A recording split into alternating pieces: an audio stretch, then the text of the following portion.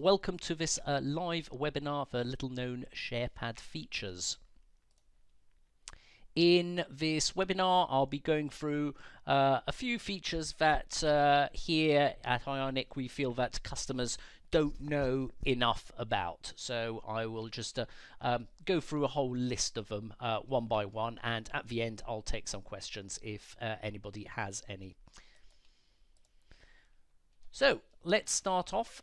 Here is our layout of basic layout of SharePad, and we're going to start off with the market view page. Now this is something that we noticed a lot of people do not click on. So if you click on market view, and I'm going to expand it into full screen by pressing a button here.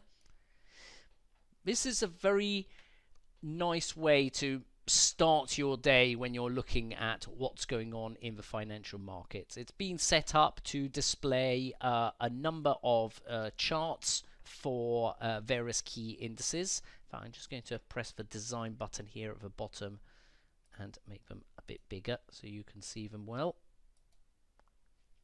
And here we have it. So we have a list of indices. We can see what the FTSE, the DAX, the CAC, S&P, etc. are doing today. Plus we can see below a table of the top 5 risers and fallers within the FTSE 100, the S&P 500, and then also sector indices with funds. This is not the only section of the market page. If you look at the bottom here, you'll see there are different setups. This is the international markets page. We have a commodities page, which is similar, but will give you a table of commodities. There's the gilts and bonds page, which will give you will display charts of the things like US Treasury yields and the things like the FTSE Eurobond yields, plus the biggest risers and fallers within the gilt and bond markets. We have a table at the bottom here for foreign exchange. So it will also include a table of exchange rates and some currency pairs here at the top. We have a table of economic indicators below, and a table of world economic indicators, and viewed over a sort of short period of time, and then there's the over a long period of time, and then there's the world economic page where we can view things like inflation and unemployment over the last 10 years. You can also build your own by going to create new and press the design button to decide which little charts you want to add to the overview, which tables of risers and fallers you want to view. So for example, I want to add a table of the FTSE 350, and I want the top 10, and here we have them, and I can add the AIM 100 as well. And we can also build foreign exchange tables. If I select which ones I want,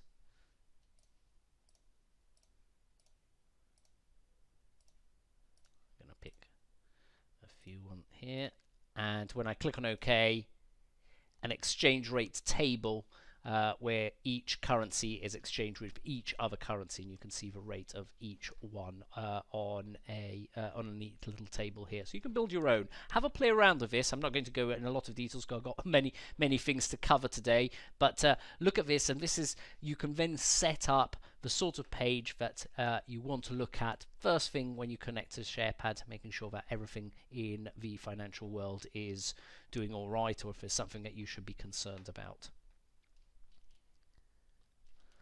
Now the next second thing I wanted to talk about is something that comes up fairly often, and that is sectors. People ask about sectors all the time, and some people might not know this, but you can very quickly limit a list of shares that you're viewing, in this case of FTSE 100, to only the shares in that sector, in that list that are part of a sector of your choice. So let's select FTSE 350. We go to filter, and you'll see an option that says apply sector filter. You press it, and here you can choose a sector, but you could also choose industry or super sector or subsector, and we can select either sectors to include or to exclude. So I'm just going to select include, and I'm going to go include mining and oil and gas producers. When I click on OK, I now have only the shares in the FTSE 350 that are part of the oil and gas or oil and gas or mining sectors. And you can edit the filter by pressing here and pick different sectors if you so wish. Once you've activated the filter will stay active until you disable it. So now if I click on FTSE 100 or on any other list, it will only show me the shares that are part of the oil and gas producers or mining sectors, even if I were to select one of my portfolios. Once you are happy and you're done, you want to go back to a full list, just hit the exit button here. The sector filter will be disabled and you'll go back to showing the full list of shares that you want to view. Now this particular feature will lead me quite nicely to number 3, which is a compare page. This is something that we added a while ago, but a lot of people do not know about. Now, if you click on the compare page, when you open it up the first time, you should get a blank page. This page allows you to compare side by side a number of shares, up to 20 shares in one go, and then measure them by all different kinds of metrics. So if you want to add a share to the compare page, you simply select it on a list and you press add share. Or if you go to the add menu, you can search for an instrument or just add whatever happens to be on the list on the left, up to 20 shares. Now I've only got 17 there, so if I click on this, every single one of the shares in this list will be added to my compare page. If you have more than 20, it will add the first 20 in order that are visible here. So if I zoom the right hand page into full screen, we can see this properly. This table will list horizontally all of the shares that I have added, so all the 17 shares, and you will see it will measure a number of metrics. So things like a broker consensus, target price, PEG, forecast P, and so on. It will also search for which one has the best result out of the 17 shares in this case, and it will mark that with a little star. So here we have Acacia Mining, for example. Acacia Mining has the lowest PEG value and has the highest forecast EPS change. It will then highlight the shares with the highest number of stars. So it will mark it in dark green with a 1 here. This one has 1, 2, 3, 4, 5 stars. And PMO and CNE are joint second with 1, 2, and 3 stars each. This isn't really to say that this is the best company out of the 17, but it's just a nice way to highlight shares that are probably more worthy of your time than others. So probably these 3 highlighted shares are more worthy of your time to do further analysis on than the ones that are not highlighted on the screen. You'll see at the bottom there are 3 buttons, non-financial, banks and insurance. These tables will change depending which of the buttons you press. Non-financial will show you a table with figures that are relevant for non-financial companies. That will include basically retail or anything that is not either a bank or a insurance company. Banks is will measure will measure things like loan to deposit, cost to income, figures which obviously make no sense when you're looking at mining and oil companies. In fact, that's why a lot of these are blank. The insurance setup is similarly, you will have figures like the claims ratio, which again only makes sense with insurance companies.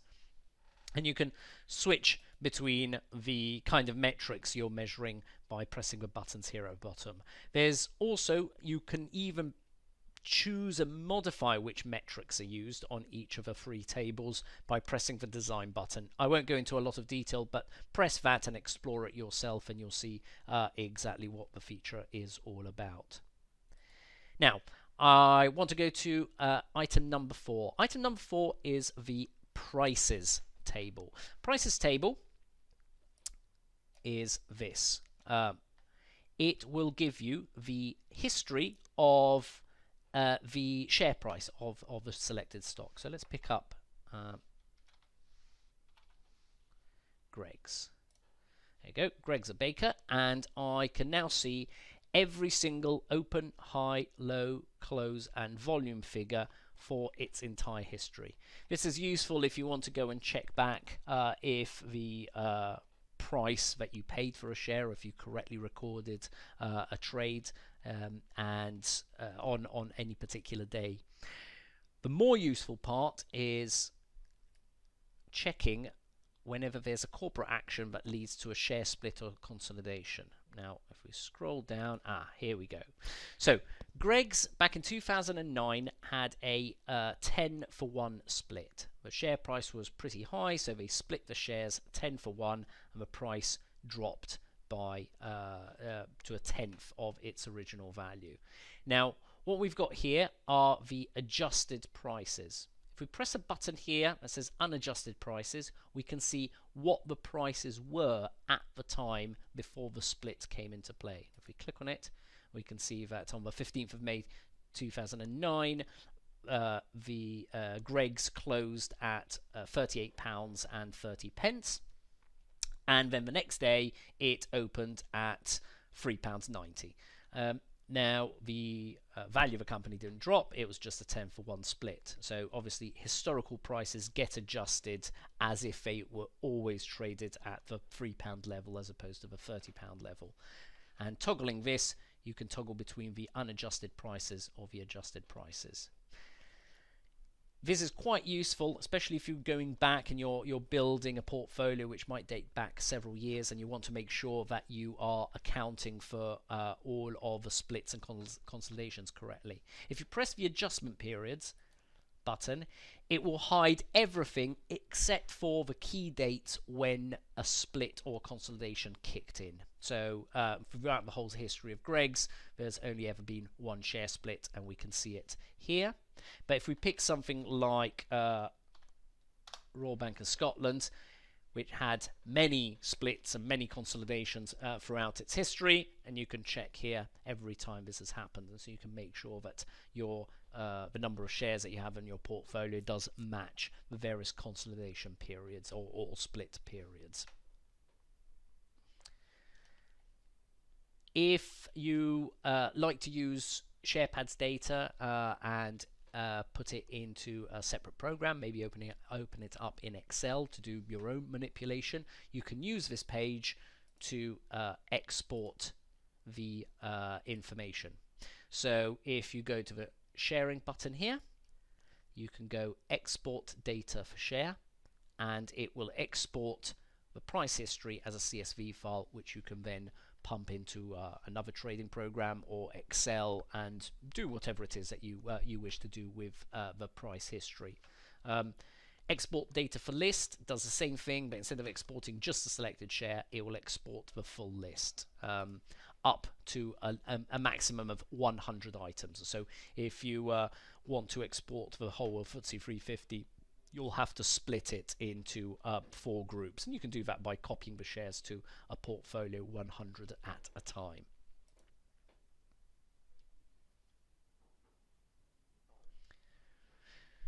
Next feature I wanted to show you is on charts. So if we open up a chart, many of you might use technical indicators, and this is something that many people have not noticed when we added it. So if you create an indicator which is so an oscillator, so something an overbought, oversold type indicator like the RSI,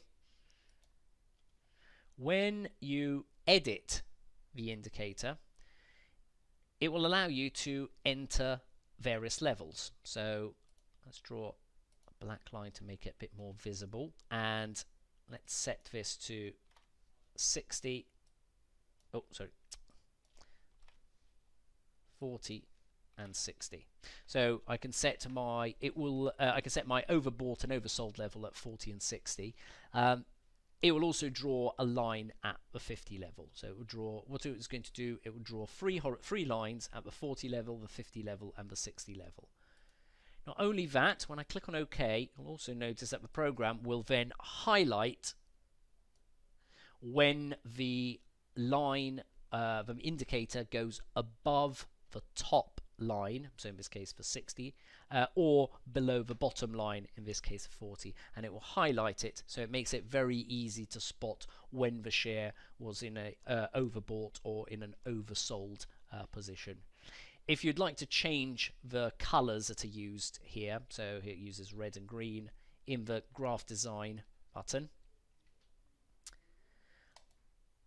under the style tab, you'll see there's fill indicator levels, overbought, oversold. Click on the little box and you can change the red and green to different colors.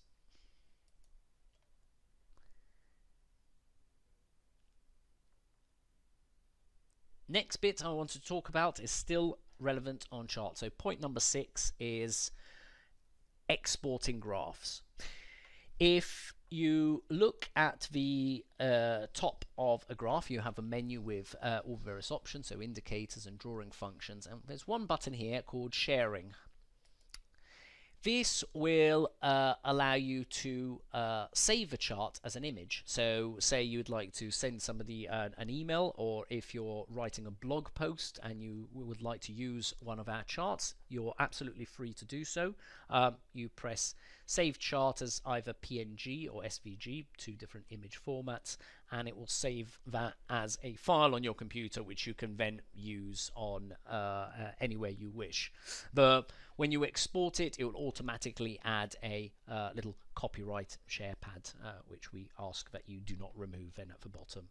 Not only that, and you'll probably have noticed just above, you can also do things like post the chart to the current chat. So if you're in the chat and you want to show something to somebody on the chat, that is maybe some line that you've drawn on the chart and some support and resistance that you've noticed and you'd like to make somebody else aware of it, you click on post chart to current chat and it will post a link to the graph of this share. It will include everything about that chart. So it will you can also include the lines or any notes that you've added. So a person clicking on the link on the chat will see the chart exactly as you're seeing it on your chart, including, as I said, any lines or notes that you've added. The next one here is post chart to Twitter. So if you have a Twitter account, and again you want to post something interesting that you saw in one of the charts, you can simply post chart to Twitter. It will open up a link to the Twitter screen. You just have to authorize SharePad for to use your account, to allow to post on your account. You put your Twitter username, Twitter passwords, and click authorize app, and then SharePad from then on will be able to post the chart onto your Twitter account whenever you click on the post chart to Twitter button.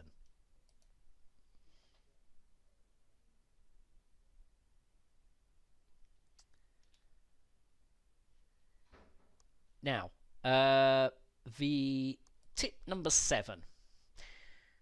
Let's select Tesco for this one. this was something that we added a while back, but we did it with a little fanfare. So again, not everybody noticed when we added it. And that is the corporate actions page. Normally when you open up a news page, you will see news stories from the RNS feed and the Dow Jones Newswires feed. But if you look at the bottom here, you'll see a button called corporate actions. Click on it and it'll open up the corporate actions for the selected share, or for all the shares in the list, or all the corporate actions if you do all news. But we're looking now at Tesco, and this is quite useful if you want to know exactly what is going on with certain actions. In this case, for example, the scheme of arrangement where Tesco took over Booker Group, and you want to know how that might affect you if you if you owned Booker Group shares or Tesco shares. And every time there's an amendment, a new one gets published. So this will be the most recent one here. You can click on it and it will give you the full details of exactly what is going on with that takeover. And it's so again, this is quite useful if you want to know what is happening with one of your holdings that is going through one of these takeovers, mergers, etc. If you go to all news, then it will give you all the corporate actions, and so you can see if you can quickly go through the corporate actions and see if any of the ones that have been published recently then affect any of the shares in your portfolio.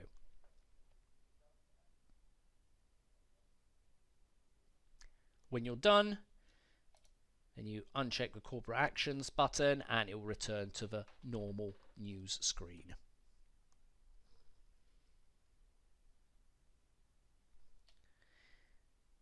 Now, that will take us to point number 8. Number 8 is on the directors' dealings page. Now, you've probably looked at this already, where it will show you the purchases and sales that directors have made in shares in their own company, plus who the major shareholders of the company are. What you might not have noticed are the buttons here at the top. So this is interesting. If you click on All UK, instead of looking at the directors' purchases and sales for the selected company, here we're looking at it on a more broad terms. So here we're looking at all of the purchases and sales that were made by directors within the entire UK market. There's a nice little chart above which will allow you to display on the chart. At the moment I'm showing all the purchases by the value of the deals, so I can see when at what period of time in the past directors were making large transactions. You can do volume of deals. That will just go it by the actual volume of the various purchases and sales. And you can include sales or just the sales onto the chart, and you can also include trades done by major shareholders or just by the directors, any way you wish. Again, this is quite interesting, especially if you want to see, I wonder if you're not looking at any particular share, you just want to know if there are any directors that have been making large purchases or large sales, and you can simply sort the dealing history here. This will give you a dealing history of the last 31 days for the entire UK market, and you can very quickly see if there are any large purchases made. There we go. So we can see here that again, Safe Ian Stephen Krieger made a sale worth £118,000, and then you can go and look at the share itself to see if there's anything interesting going on because of that.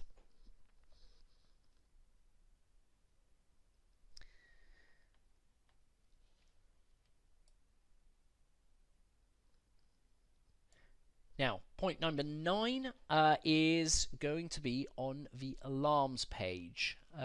This was, again, a change that we made a bit more recently, and it is a button here called Global. This allows you to set a global news alarm. You probably know already you can set up a news filters. Now if we go to the news page and select all news, I can press filter and I can apply a filter. I've created one here. I called it outside expectations. If I edit it, it's simply looking for any news story that contains either the terms better than expected, above expectations, worse than expected, or below expectations. If any news story has one of the four, it will appear as one of the results for my news filter. Now if I hit filter, these are all the stories that have one of those four terms. Now you could of course you go back and forth on this screen to see if there are any new story that has appeared with above or below expectation mentions, or you could set up an alarm. If you go to alarms, you can choose what filter you're going to use. So I'm going to use my outside expectations. I'm going to pick any stories, or you can do just RNS or just Dow Jones. And if I activate the filter, and now if any news story comes through which matches the criteria for my filter, a pop-up will appear to notify me that a news story has arrived. And if I press this button, it will also send me an email. That's particularly useful if you're not actually in front of a program. If you then want to turn it off, you can just hit the dustbin button and that will disable the filter entirely. This is again quite useful if you have already built news filters that are searching for these particular keywords or those particular keywords, and you don't want to constantly have to go back to the news page to check if any news story has appeared since the last time you looked at it. The alarm will just run in the background. It doesn't really matter what you're looking at that moment in time. You can be looking at charts, one of your portfolios, the compare page. If one news story comes, a little pop-up will appear in the bottom left-hand corner of your SharePad notifying you that the story has arrived, and you can click and you can then read the story.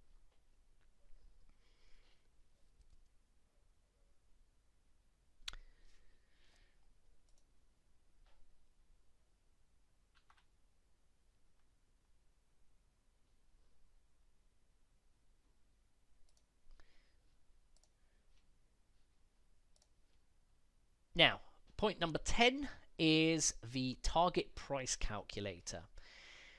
I don't know if you've looked at this at any point. It is under Investor Tools. Investor Tools contains a list of very useful little tools that you can use to calculate certain figures, earnings power value and least adjusted ratios, etc. What I want to concentrate on is the target price calculator. Now, the way I have it set up here, I have chosen what valuation ratio I'm using. I'm going to pick P. You can pick through a whole list of different ratios. Now, P is price divided by earnings per share. So price per share divided by earnings per share gives me the P ratio. But that also means that if I start off with a P ratio and multiply it by the earnings per share, that's going to give me the price. So what if you pick a P ratio as your target and you pick an earnings per share figure that you want to use, SharePad will then calculate what the target price is. So for the P part, the actual ratio part, I have chosen to look at the average P over the last 10 years. And SharePad will look it up and it tells me that the average P for Tesco over the last 10 years has been 21.4. As my earnings per share figure, I have chosen the 1 year forecast.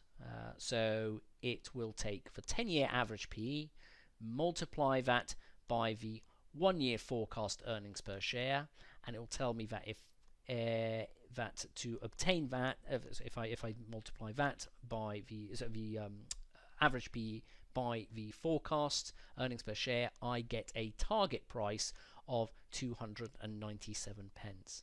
So if the forecast is correct, and on average the P ratio will gravitate around this number, in order to do so, the share price will have to rise to 297 pence. It would suggest that Tesco at the moment, if you're looking at PE, it looks undervalued compared to its historical average. It will give me what the current target price is, what the current share price is, and it will show me the difference. So it says it's showing me it has a potential upside of 31.6%. Now you can fiddle around with the ratios yourself.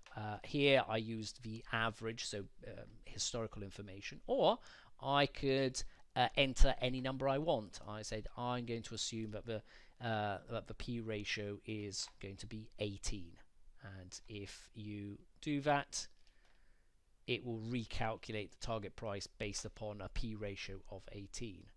Or I can use, instead of using the 1 year forecast, I could decide to use the most recently reported EPS figure.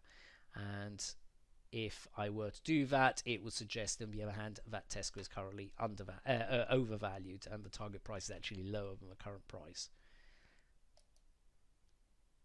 If, though, I change from my custom multiple to the average PE over 10 years, again, my target price is now 255 pence. So you have to, it's normally when you start, so you start from price, you divide it by earnings, and you get the P ratio. Here, the program is doing the opposite. You go from P ratio multiplied by earnings to get the price. Obviously you will get different results depending on which P ratio you pick and what earnings per share you pick, but if you play around with the numbers a bit, if you get consistently target prices which are consistently above the current share price, that would give a fairly good indication that the stock is probably undervalued, and it might be an interesting share to look into. If you want to further details on this investor tool feature or any of the other features here, press the little question mark button in the bottom left, and it will give you a full explanation of exactly what everything is doing. And if in doubt, give us a call, send us an email, and we can give you further explanation on that feature.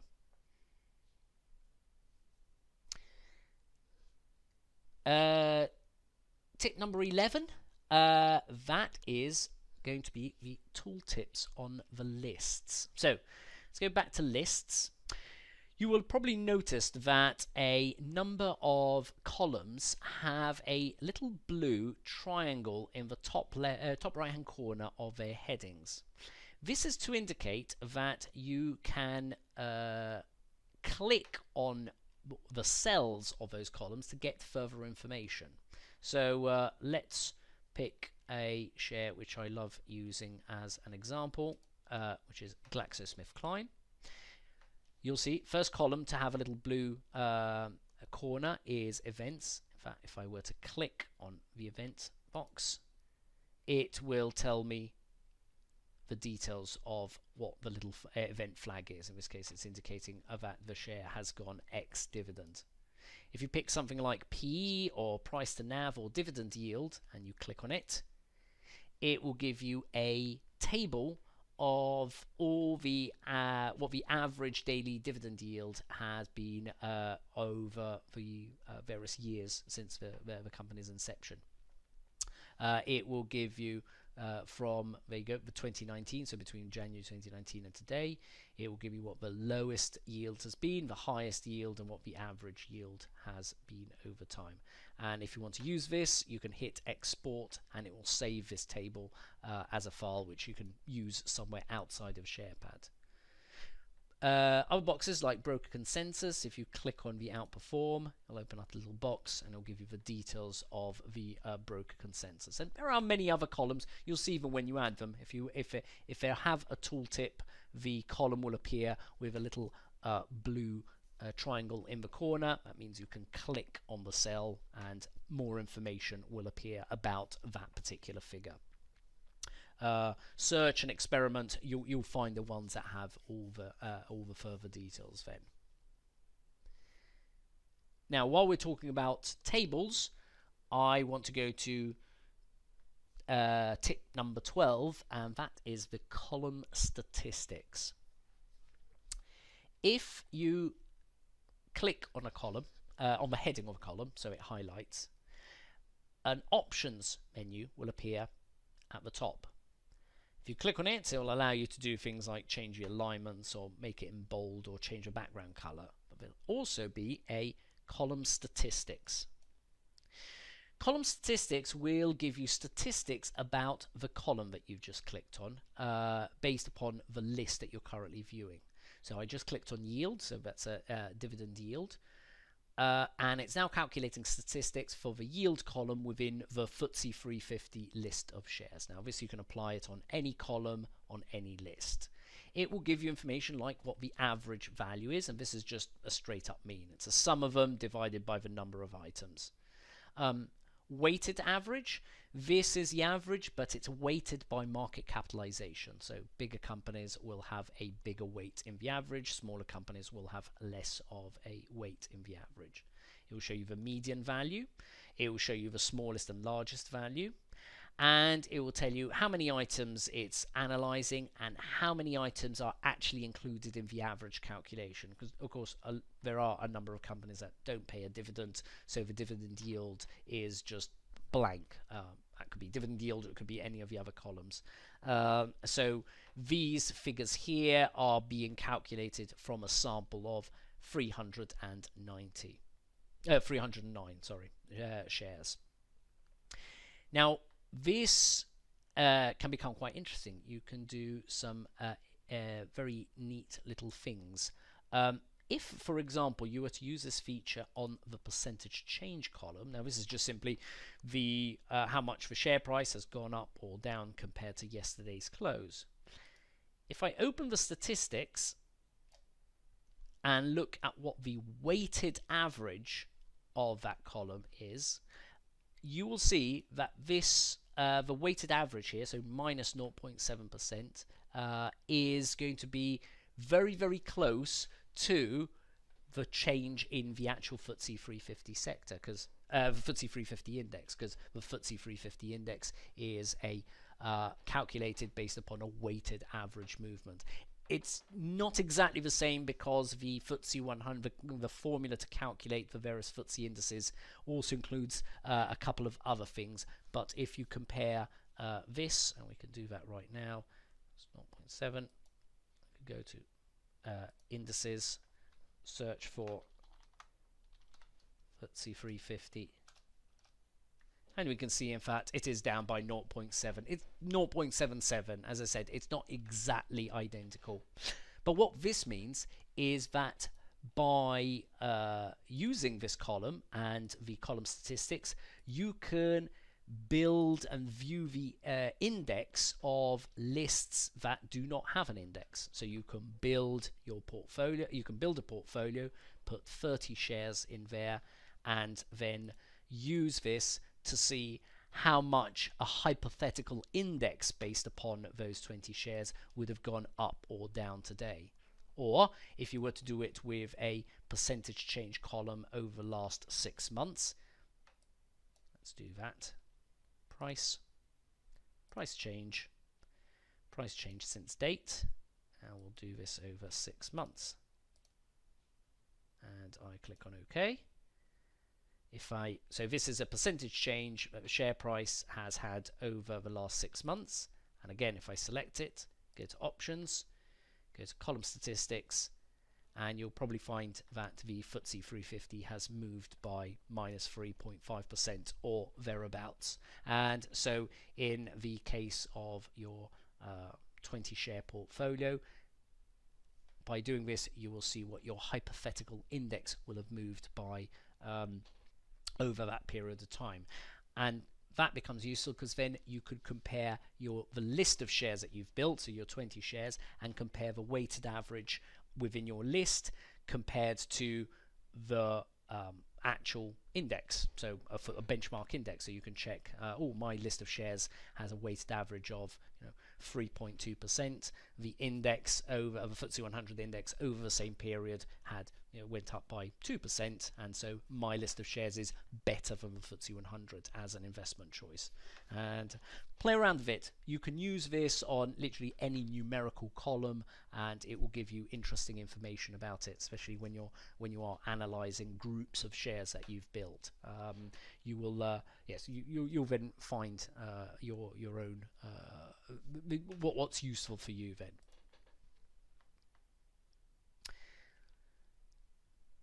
Next tip, number 13, we will go quickly to window layouts. Now, probably a lot of you do know about this, but not everybody, so I wanted to talk about it. Top right, layout. By default, the program comes in a split screen mode. List of shares on the left-hand side, and then something on the right, so a chart, financial data about the selected share. But it doesn't have to be that way. You could be displaying multiple things at the same time by building a different layout. So if you click on layout, you click on create a new layout, and the program will then list a list of various templates that you can use. For example, this template here called free linked will include a blue screen, so for a list, and 2 separate green screens. With the with a second green screen below the list, or you could have a free window layout, but with the 2 green screens, one on top of each other.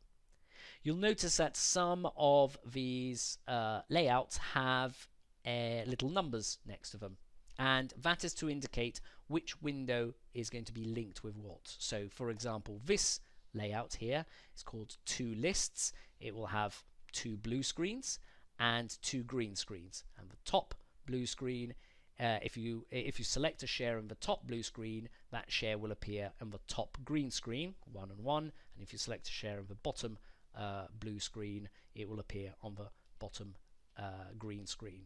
Let's show an example. So if we select this, we click on OK, we can give the layout a name, and here we have it. So we have list at the top, which affects the green screen on the right, and the green screen of course could be whatever we want. I can click here and select financials, and the list at the bottom, which I'm going to change to say FTSE 350, is now going to affect the window on the right. Now of course the SharePad will, the largest layout allows you to open up to 9 windows. How many windows you pick in your layout depends probably on how big your monitor is. Some layouts are going to be sort of too busy for smaller screens. When you're done, if you then want to go back to the default setup, you just click on default layout and you're back to the standard split screen mode. Now, tip number 14, I did already kind of mention it earlier when I was talking about the market page, but there are some lists that some people sometimes miss about. They're lists of things that aren't directly shares or funds. If you go to the other list menu, the first one I wanted to point out is the index P's and yields. This is a list of, this is UK centric, so it will be the major indices plus sector indices, and it will show you graphs of the dividend yield or PE ratio of these various indices. So what we've currently got selected is a graph of the FTSE 100 dividend yield, and it will go back several years, and we can see how the dividend yield has changed over time and where it is currently. So currently the FTSE 100 dividend yield is 4.39%, and this should match it should be almost identical to the yield that you would get on a FTSE 100 tracker. Also, you can view the P ratio. So again, this is a price earnings ratio for the FTSE 100, calculated based upon the price earnings ratio of all the 100 shares within the 100 index. And this can become useful to see if the market is overheating a bit too much, with people like it did in fact back in 2016, and it hit a P ratio about 40 before then coming back down to 11. Historically, I think the average for large markets tends to be around 16. That tends to be the very long-term average for these for index Ps. And you can view the dividend yield and P ratio for all these indices. The next page I wanted to point out was the economic data. So this is the full list of all the economic indicators we've got. We have things like gross domestic product, and you can view it. I would highly recommend you set the chart to all, because these figures tend to only update once a month or once a quarter. But they do go back many decades. So our GDP figures go back to 1955. And you'll have a gross domestic product, things like population, unemployment rates, and things like house price average, and other interesting economic indicators. And the last one is treasury yields. If you want to know how much governments are paying for their debt, this is where to come. We've got three governments we look at, which is first ECB, so European Central Bank, and if you want to look at how much a 10-year ECB Treasury bond pays, you can see it here, and it is not much. And you can do the same thing for the UK and the US as well.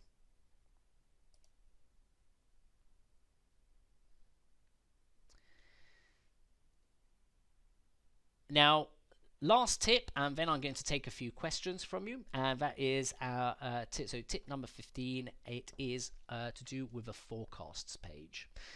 So let's go back let's pick a share, DCC, and go to the financials tab and go under forecasts. Now, you're probably familiar with this. It will give you the forecast and broker forecast for the selected share. So you can see the opinion and what the forecasts, turnover, earnings per share are, etc. But I don't know if you've noticed, there are a couple of buttons here at the bottom. First one is ratios. So to look at. Ratios will give you the financial ratios based upon the forecast data. So if we click on it, we'll get an extra little table that will give me the forecast P, forecast ROC, forecast interest cover, and so on. And all these figures are then calculated based upon the forecast data available above. The things like P ratio, where there's the P part is going to be the current price. So it'll always be the current price divided by the EPS for 2019, 2020, and 2021. And the same is true for all the other price to ratios that you'll find on this table. If you uncheck it, the table disappears. The other interesting part is notes. Notes can be useful because different companies are forecast differently. The notes will give you details about exactly what the forecast includes or doesn't. So, for example, here it'll say turnover. It says represents revenue and reflects the acquisition of Jam Industries as well. So it will tell you that the acquisition is included within the forecast turnover. So it is it is useful to have a look at this, because not all forecast figures, so not all companies are forecast in exactly the same way or following the same criteria. Looking at the notes, it will tell you exactly the details for that. Right, made point number 15, and yes, we are running a little bit later than I wanted, unfortunately, because we started a bit later, but I will now take any questions you might have for the next few minutes. Yes, so no, I guess that the log scale also works on the GDP, for example, so gross domestic product. Absolutely, yes. The chart features are the instrument that you display on the chart is kind of irrelevant. It's just a series of numbers. So the same features work exactly in the same way, no matter what instrument you're displaying. So absolutely, if you display a gross domestic product chart, it will. Let's pick that up. Gross domestic product for the UK, and we can toggle the log scale just as we can do for any other share.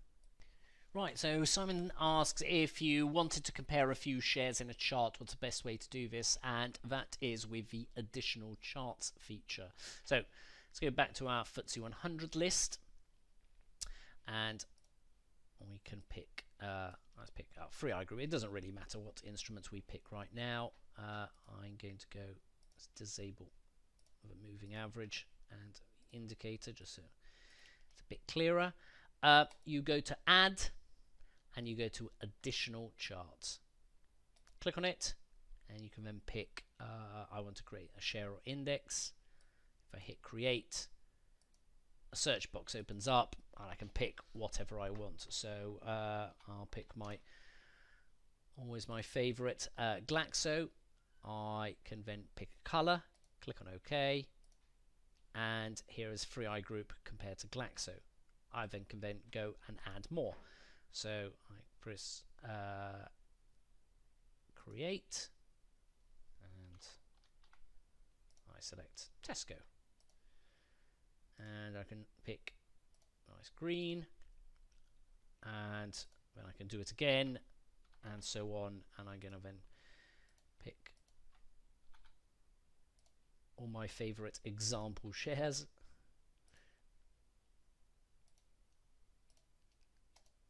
And the charts will then appear here. It will tell you what each line is here at the top, but if you then go to add and press legend, little legend will appear here to show you the value, what each line is. Because if you then add many more, it will start becoming a bit confusing. And still under the legend, if you do include cursor values, you can see what the value of each share was at every moment in time. And it is going to be, the lines are relative to each share, additional share, so Glaxo, Tesco and Greggs are rebased based upon the price of 3i group on the leftmost point of a chart. So they always start at the same point, and then they move away from that. So if I zoom in here by clicking, dragging and letting go, it will now recalculate the relative performance from the new starting point. When you're done, just go to add additional charts, and you can remove everything you added. Right, if there are no more questions, then I will be terminating the webinar here. As always, if you look onto our YouTube channel, at some point, probably tomorrow, you should see then the edited recording of this webinar, so you can go and rewatch it as many times as you want. If you have further questions about any of the points I made today, feel free to give us a call, send us an email, and then we'll be happily to go into more details than I had the time to today. And we have we have one more question. Okay, I'm going to answer that. I just saw it appear. Saw the question appear here from Chris. How do you sort lists of moving averages? I don't know if I fully understand the question. Do you want to sort a list based upon its moving average value? In which case you can just add the relevant column to a list and then sort the list by that column. So if you go to add column under technical, you'll find moving average, and you can do things like display the latest value of the 6 periods daily simple moving average, and then you can just sort a list by double clicking on the heading of the column. So, or you could do, for example, you could look at things like the ratio, the price to moving average ratio, and you can sort it, and this will give you the ratio between the price and the moving average. So it will give you shares that are closest to the moving average at the top, and then the ones that are further away at the bottom. But this is just like any other column in the program. You choose what the figure you want.